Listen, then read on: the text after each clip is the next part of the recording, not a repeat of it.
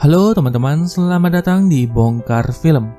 Apa kabar kalian semua? Semoga kalian baik-baik saja dimanapun kalian berada. Di video kali ini saya tidak akan menceritakan film animasi seperti biasanya, melainkan sebuah film yang berjudul Hi Mom. Hi Mom sendiri dirilis pada tahun ini dan berasal dari negeri tirai bambu Cina. Bercerita tentang seorang anak yang kembali ke masa lalu untuk membahagiakan ibunya yang sudah meninggal. Di film ini kita akan diperlihatkan bagaimana besarnya kasih sayang seorang ibu kepada anaknya, yang tentunya akan sangat menguras emosi setiap orang yang menontonnya. Sebagai informasi, Hi Mom merupakan film dengan penghasilan tertinggi di dunia pada tahun 2021 ini, dan juga film non-Inggris dengan penghasilan tertinggi kedua sepanjang masa. Sebelum ceritanya dimulai, saya ingatkan teman-teman yang suka dengan channel ini boleh subscribe dan juga nyalakan notifikasinya, agar kalian tidak ketinggalan dengan video-video terbaru dari channel ini. Baiklah, tanpa berlama-lama lagi, mari kita mulai ceritanya. Pada tahun 1982, seorang anak perempuan lahir ke dunia dengan sehat dan juga gemuk. Dia bernama Jia Xiaoling. Berbeda dengan bayi yang lainnya, Xiaoling tumbuh menjadi anak yang sangat aktif dan juga banyak makan.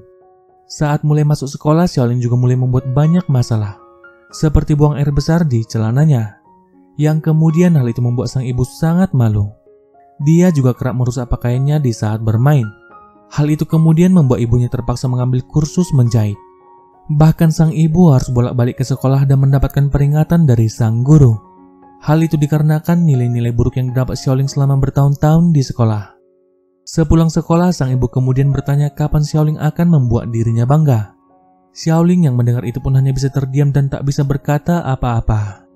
Scene kemudian berganti. Beberapa waktu kemudian hari kelulusan pun sudah tiba. Terlihat ibu Xiaoling yang sangat bahagia, memberitahukan kepada teman-temannya kalau Xiaoling diterima di perguruan tinggi yang cukup bagus di kota itu. Namun tanpa diketahui ibunya, Xiaoling ternyata tidak lulus.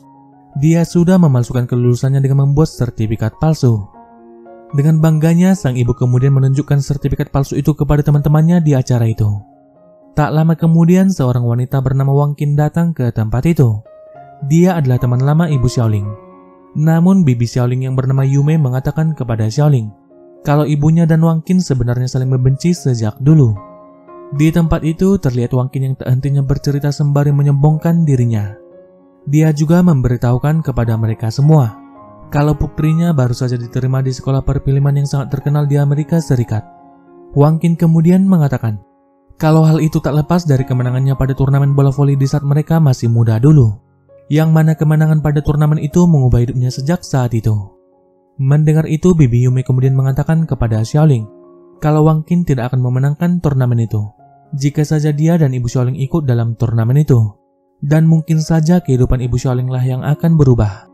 Bibi Yume kemudian meminta Xiaoling datang esok hari ke tempatnya untuk menceritakan semuanya.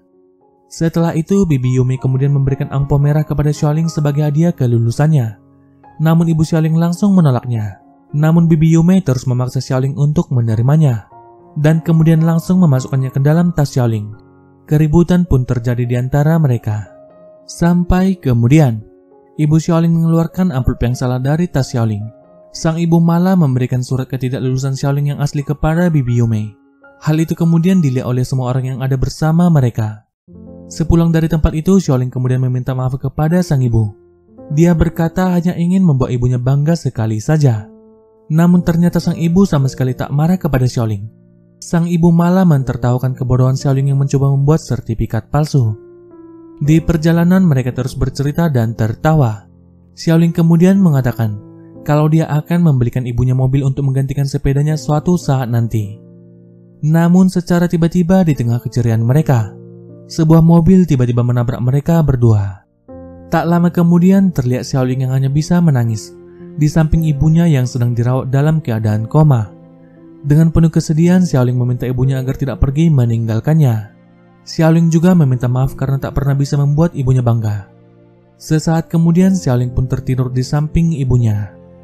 Setelah itu, di saat terbangun Xiaoling tak melihat keberadaan ibunya. Dia kemudian mulai mencarinya. Namun keanehan mulai terjadi di tempat itu. Terlebih lagi ketika Xiaoling melihat sebuah televisi tua secara aneh ada di tempat itu, dengan siaran berita yang berasal dari tahun 80-an. Dan secara tiba-tiba Xiaoling kemudian terjatuh dari langit. tepat menimpa seorang wanita di tengah jalan dan kemudian tak sadarkan diri. Beberapa pria kemudian membawa mereka pergi dari tempat itu. Xiaoling yang mulai sadarkan diri melihat tempat itu yang sangat asing baginya. Xiaoling kemudian dibawa ke sebuah klinik. Pria yang membawa Xiaoling kemudian meminta Xiaoling untuk menandatangani sebuah surat pernyataan yang bertuliskan kalau pria bernama Jiang Jiang sudah membantunya. Mendengar nama itu, Xiaoling kemudian langsung memanggil pria itu sebagai pamannya. Namun Jiang sama sekali tak mengerti dengan apa yang dibicarakan oleh Xiaoling. Sesaat kemudian Xiaoling pun tak bisa berkata apa-apa ketika melihat kalender yang masih berada di tahun 1981. Menyadari hal itu, Xiaoling kemudian segera mencari keberadaan ibunya. Namun dia malah bertemu dengan ibunya yang masih sangat muda yang bernama Li Huaying. Xiaoling kemudian berusaha menjelaskan siapa dirinya kepada ibunya. Namun Jiang menghentikannya dan berniat melaporkan Xiaoling ke polisi. Melihat itu, Ying kemudian mengatakan kalau dia seperti mengenal Xiaoling. Dia kemudian mengatakan kalau Xiaoling adalah sepupunya dari kota yang sudah lama tak ditemuinya. Tak pikir panjang, Xiaoling kemudian langsung mengiyakannya. Tak lama berselang, Yumei kemudian datang ke tempat itu. Ying kemudian memperkenalkannya kepada Xiaoling. Setelah itu, Ying kemudian mengajak Xiaoling ke sebuah toko untuk membeli sebuah TV yang pertama kali ada di daerah itu. Namun tanpa diduga mereka malah bertemu dengan Wang Qin yang juga ingin membeli TV. Terlihat bagaimana Ying sangat canggung berada di dekat Wang Qin. Mereka juga saling merebut antrean terlebih dahulu dengan cara mereka masing-masing. Sampai pertengkaran pun tak bisa dihindarkan di antara mereka. Terlebih lagi ketika hanya tersisa satu TV untuk dijual. Sang penjaga toko kemudian meminta salah satu dari mereka untuk datang lagi pada minggu depan. Namun di antara mereka berdua tak ada yang mau mengalah. Melihat hal itu, sang penjaga toko kemudian meminta mereka berdua untuk mundur dan memberikan televisi itu kepada orang yang lebih membutuhkan. Secara tiba-tiba, Xiaoling kemudian mendatangi mereka. Dengan berpura-pura buta, dia kemudian mengatakan ingin membeli sebuah televisi. Xiaoling juga mulai menceritakan kisah sedihnya menjadi orang buta. Dia juga mengatakan sudah menunggu waktu yang lama untuk membeli sebuah TV. Namun alih-alih memberikan TV-nya, penjaga toko itu malah memberikan sebuah radio kepada Xiaoling. Tak menyerah begitu saja, Xiaoling juga mengatakan kalau dia mempunyai saudara yang tuli, yang juga sangat menginginkan sebuah televisi. Semua orang yang mendengar itu kemudian merasa iba. Begitu juga dengan sang penjaga toko. Mereka akhirnya setuju memberikan televisi itu kepada Xiaoling. Dan akhirnya Xiaoling dan juga Ying berhasil membawa pulang sebuah TV. Pada malam harinya, terlihat para pekerja pabrik yang berkumpul untuk menonton TV yang baru saja mereka beli. Terlihat juga Xiaoling yang memperkenalkan dirinya sebagai sepupu Ying kepada semua orang, yang juga sudah ikut membantu Ying membeli TV itu. Wang Qin yang juga berada di tempat itu lalu menyadari kalau dirinya ternyata sudah ditipu. Di tempat itu mereka menonton final kejuaraan bola voli dunia, yang mana pada malam itu Cina keluar sebagai juaranya. Kebahagiaan pun terlihat pada semua orang pada malam itu. Setelah itu, sang manajer pabrik kemudian mengumumkan kepada mereka semua kalau pabrik juga akan mengadakan turnamen bola voli khusus wanita. Setelah pengumuman itu, Wang Qin kemudian mendatangi Ying. Dia mengatakan akan mengalahkan Ying pada turnamen bola voli sebagai balasan karena sudah merebut TV itu darinya. Namun Ying sama sekali tak memperdulikan perkataan itu. Sedangkan Xiaoling yang mendengar itu langsung mengingat perkataan Bibi Yume sebelumnya, yang mana Bibi Yume berkata padanya kalau kehidupan ibu Xiaoling mungkin akan berubah jika memenangkan turnamen itu. Setelah itu Xiaoling kemudian meminta Ying dan juga Yume untuk ikut dalam turnamen itu. Namun mereka berdua mengatakan kalau turnamen itu tak berarti apa-apa bagi mereka. Xiaoling yang mendengar itu tak peduli dan terus memaksa mereka. Tak bisa menolak lagi. Ying kemudian meminta Yume untuk memanggil teman-teman mereka yang lain. Namun pada keesokan harinya tak ada satupun dari mereka yang mau datang. Mereka bertiga kemudian pergi menemui teman mereka yang lain satu persatu. Namun mereka semua tak bisa ikut karena mempunyai kesibukan masing-masing. Seperti Wen Jin yang sibuk bertani dan juga panen padi. Ada juga Gui Xiang yang tak berani keluar rumah. Hal itu dikarenakan dirinya yang mulai mengalami kebotakan yang cukup parah. Ada juga orang Uni Soviet yang sangat fasih berbahasa Cina, yang sibuk dengan bisnis anehnya namun tak pernah berhasil. Karena hal itu, Ying pun menyerah dan tak berniat ikut dalam turnamen itu. Melihat itu, Xiaoling kemudian kembali menyemangati mereka dengan mengatakan kalau mereka akan menjadi pecundang jika kalah dari Wang Qin. Bukannya kembali bersemangat, mereka berdua malah tertawa mendengar perkataan Xiaoling. Di saat yang bersamaan, 3 orang preman kampung kemudian mendatangi mereka, yang mana salah satu dari mereka adalah kakak dari Wang Qin. Ketua preman itu yang bernama Ling Ti kemudian meminta mereka untuk mengembalikan TV yang mereka ambil dari Wang Qin. Namun Xiaoling menolaknya. dan mengatakan kalau mereka tak melakukan hal itu. Namun Lengti tak mau tahu dengan perkataan mereka. Dengan penuh gaya dia kemudian duduk pada gerobak kuda sembari menunggu mereka mengembalikan TV-nya. Namun konyolnya kuda itu malah membawa Lengti pergi dari tempat itu. Dan akhirnya ketiga preman konyol itu pun pergi meninggalkan mereka.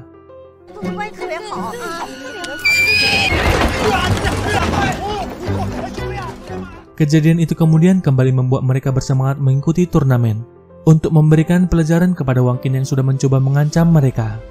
Setelah itu mereka kemudian kembali menemui teman-teman mereka yang lain dan membantu menyelesaikan masalah mereka masing-masing.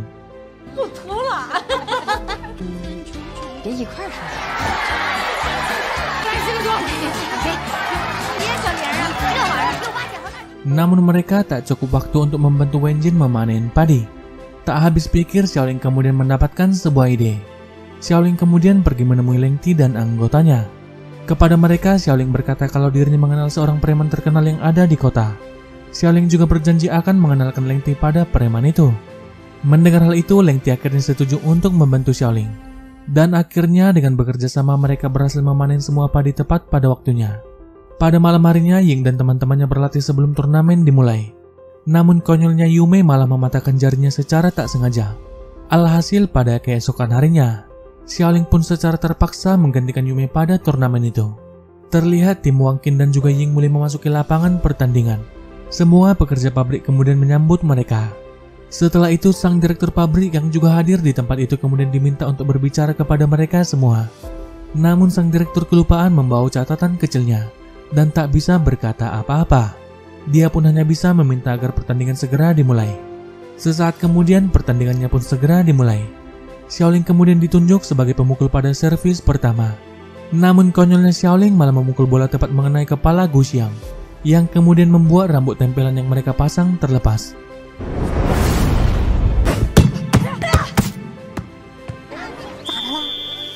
Orang-orang yang melihat itu kemudian mulai mentertawakannya. Merasa malu, Gu Xiang kemudian langsung pergi dari tempat itu. Pertandingan pun terpaksa dilanjutkan dengan 5 orang. Namun ternyata dengan penuh semangat, tim mereka mampu mengimbangi permainan tim yang dipimpin oleh Wang Qin. Namun masalah kembali datang ketika Wang Qin dan timnya mengerahkan semua smash-nya kepada Xiaoling, yang mana Xiaoling selalu gagal menghalaunya. Pertandingan pun sudah berada di game point untuk keunggulan tim Wang Qin. Terlihat juga Ying dan semua anggota timnya yang sudah sangat kelelahan. Namun secara tiba-tiba Gu Xiang kembali datang bak seorang pahlawan menggunakan topi di kepalanya. Sayangnya hembusan angin malah menerbangkan topinya dan kembali menunjukkan kepala botaknya kepada semua orang. Tak punya pilihan lagi, mereka pun harus kembali bermain dengan 5 orang. Ying kemudian memberikan semangat kepada Xiaoling yang terlihat sangat kecewa. Dia mengatakan kalau pertandingan itu hanyalah sebuah permainan biasa. Sesaat kemudian pertandingan pun kembali dilanjutkan. Dengan sekuat tenaga, Ying dan timnya berusaha mengejar poin ketertinggalan mereka. Bahkan sang direktur pabrik sangat kagum melihat Ying yang berhasil membangkitkan kembali semangat teman-temannya. Namun apa daya, perjuangan mereka harus berakhir ketika Xiaoling gagal menghalau smash dari tim Wang Qin. Tak menyerah, Xiaoling kemudian mendatangi wasit pertandingan dan mengatakan kalau bolanya sudah keluar. Namun sang wasit tidak memperdulikannya. Di sisi lain terlihat Ying dan teman-temannya yang sangat senang mendapatkan cangkir sebagai hadiah pertandingan. Melihat itu, Xiaoling kemudian menghentikan protesnya dan menerima kekalahan mereka. Setelah pertandingan, sang manajer pabrik kemudian mendatangi mereka. Dia mengatakan sudah mengatur pertemuan Ying dengan seseorang di ruang direktur. Mendengar itu, Xiaoling lantas berpikir kalau orang itu mungkin adalah ayahnya. Dengan cepat dia kemudian segera pergi menuju ruang direktur. Namun dia malah bertemu dengan paman Guanglin di tempat itu. Dia adalah anak direktur pabrik itu, yang juga akan menjadi suami Wang Qin di masa depan. Di saat sedang makan bersama, Yume kemudian mengatakan kalau Xiaoling lah orang yang sudah membuat Ying bertemu dengan Guanglin dengan memaksanya untuk ikut dalam turnamen itu. Di saat yang bersamaan mereka kemudian mendapatkan sebuah kabar kalau ibu Lengti jatuh sakit dan sudah dibawa ke rumah sakit. Setelah itu Xiaoling kemudian pergi menemui Lengti dan coba menghiburnya. Di saat pulang dari rumah sakit, Xiaoling melihat Ying dan juga Guanglin yang sedang jalan bersama. Xiaoling juga melihat bagaimana ibunya itu tertawa bahagia bersama Guanglin. Xiaoling pun akhirnya tersadar apa maksud dari perkataan bibi Yume kepadanya sebelumnya, yang mana jika menjadi suami Guanglin mungkin nasib dan kehidupan ibu Xiaoling akan berubah. Pada keesokan harinya, terlihat Guanglin yang mengajar paduan suara kepada para pekerja pabrik. Namun tiba-tiba Xiaoling mendatanginya dan meminta Guanglin untuk berbicara padanya. Xiaoling kemudian bertanya bagaimana perasaan Guanglin kepada Ying. Mendengar itu, Guanglin kemudian mengatakan kalau dia sangat menyukai dan juga jatuh cinta kepada Ying. Mendengar perkataan itu lantas membuat Xiaoling seperti disambar petir. Setelah itu, Xiaoling kemudian memberikan sebuah tiket bioskop kepada Guanglin dan mengatakan kalau nanti Ying akan duduk di sampingnya. Setelah itu, Xiaoling kemudian menemui Ying yang sedang bekerja di pabrik. Dia kemudian mengajak Ying untuk bersenang-senang dan juga membeli beberapa pakaian yang bagus. Setelah itu, Xiaoling kemudian mengajak Ying untuk menonton ke bioskop. Namun secara tiba-tiba Leng Ti mendatangi mereka. Dia mengatakan sedang dalam keadaan mendesak dan sangat membutuhkan bantuan Xiaoling. Mendengar itu, Xiaoling kemudian meminta Ying untuk masuk ke dalam bioskop terlebih dahulu. Sementara itu di dalam bioskop, terlihat Guanglin yang sedang menunggu kedatangan Ying, lengkap dengan cemilan kacang rebusnya. Sesaat kemudian Ying pun tiba di tempat itu. Namun ternyata tempat duduk Ying berada jauh dengan Guanglin.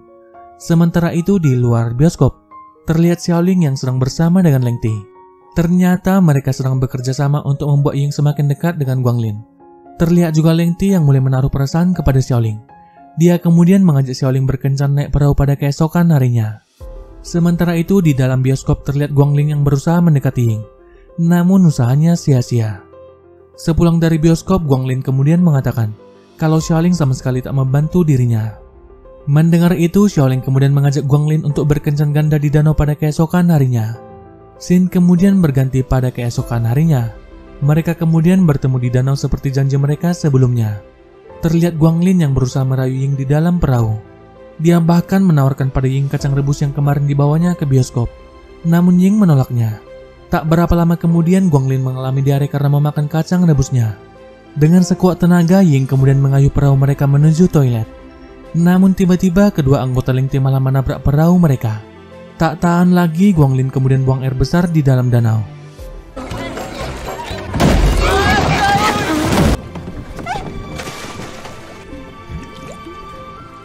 Beberapa waktu kemudian, Xiaoling kembali memberikan semangat kepada Guanglin untuk mendekati Ying. Xiaoling kemudian mendapatkan sebuah ide untuk membuat Ying terkesan pada Guanglin saat pertunjukan yang akan diadakan pabrik sebentar lagi.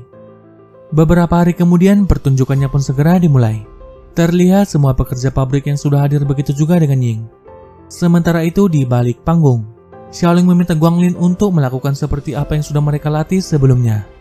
Perlahan-lahan Guanglin kemudian berjalan ke panggung dengan gaya konyolnya, persis seperti yang diajarkan oleh Xiaoling kepadanya sebelumnya. Namun tak ada satupun dari penonton yang tertawa. Hal itu dikarenakan komedi yang diajarkan oleh Xiaoling tidak cocok untuk orang-orang yang ada di tahun itu. Melihat hal itu, Xiaoling kemudian masuk ke panggung untuk membantu Guanglin. Namun Guanglin malah berniat untuk pergi dari panggung itu. Xiaoling kemudian berusaha menahannya. Namun dia secara tak sengaja malah menarik celana Guanglin sampai terbuka. Alhasil semua orang pun tertawa melihat itu, tak terkecuali dengan Ying.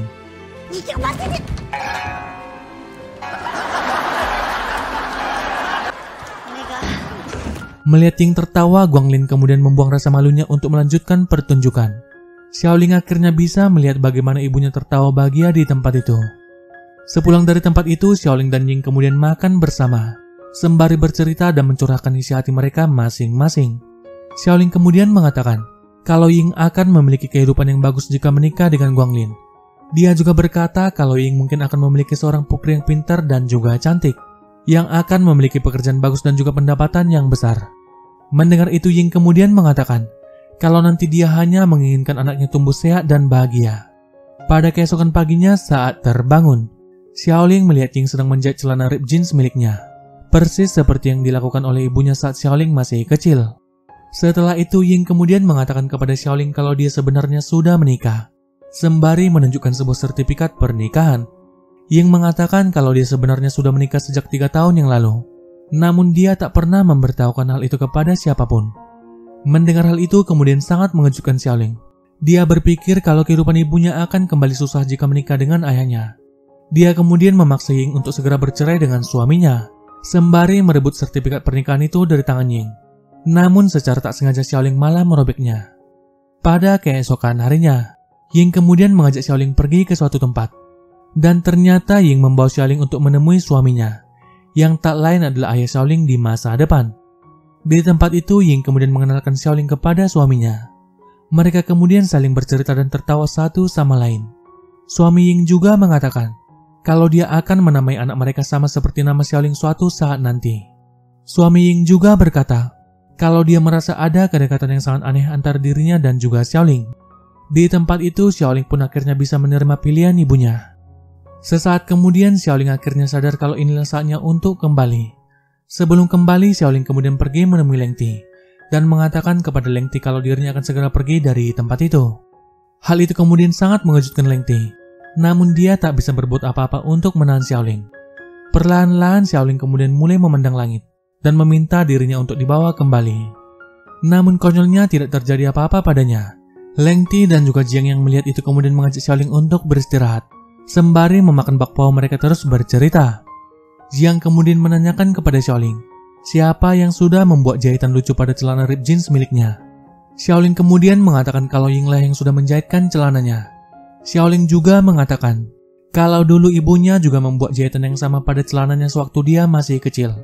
Mengatakan itu, seketika saja Xiaoling kemudian langsung tersadar kalau ibunya ternyata baru belajar menjahit sewaktu dia baru masuk sekolah. Sembari menangis, dia kemudian langsung berlari mencari Ying. Kemudian kita akan dibawa flashback di saat Xiaoling bersama ibunya di rumah sakit. Dan ternyata ibu Xiaoling juga terbangun dan ikut kembali ke masa lalu bersama dengan Xiaoling. Dan juga Ying yang selalu bersama Xiaoling selama ini adalah ibunya dari masa depan. Sang ibu juga lah yang sudah menahan Xiaoling saat terjatuh dari langit sebelumnya. Dia juga berpura-pura mengatakan kalau Xiaoling adalah sepupunya, agar Xiaoling bisa mengeluarkan semua isi hatinya. Saat dipertunjukkan juga, sang ibu ternyata tertawa bahagia karena melihat tingkah konyol dari Xiaoling. Sementara itu, Xiaoling masih terus berlari mencari keberadaan ibunya. Di perjalanan, dia kembali melihat kenangan masa kecilnya bersama dengan sang ibu. Bagaimana ibunya sangat sayang dan bahagia mengurus dirinya sejak dia masih kecil. Walau dalam kekurangan dan kehidupan keluarga mereka yang biasa-biasa saja. Xiaoling juga melihat bagaimana ibunya rela berjalan jauh di tengah hujan salju demi menghemat untuk biaya dan kebutuhan sekolah Xiaoling. Sesaat kemudian, Xiaoling pun sampai di rumah Ying dan akhirnya bertemu dengan sang ibu yang juga sudah menunggunya. Sekali lagi, Xiaoling pun hanya bisa menangis sembari meminta sang ibu agar tidak pergi meninggalkan dirinya. Sang ibu kemudian mengatakan kalau Xiaoling akan hidup sehat dan juga bahagia, sembari mengusap kepala putri satu-satunya itu. Sesaat kemudian, Xiaoling pun kembali ke dunianya. Terlihat juga sang ibu yang sudah tiada pergi meninggalkannya. Di akhir film, kita akan melihat Xiaoling tertawa bahagia sembari membawa sang ibu berjalan-jalan dengan mobil seperti yang pernah dia janjikan. Namun ternyata itu hanyalah sebuah janji dan impian yang tak pernah dia wujudkan. Baiklah teman-teman, sekian alur cerita film My Mom 2021. Semoga kalian terhibur dengan cerita film kali ini. Menurut saya film ini sangat bagus. Banyak pesan moral yang bisa kita ambil dari dalamnya. Bagaimana kita harus selalu bersyukur jika kita masih diberikan waktu bersama ibu atau juga kedua orang tua kita. Film ini juga berpesan agar kita selalu membahagiakan ibu kita selagi masih ada waktu.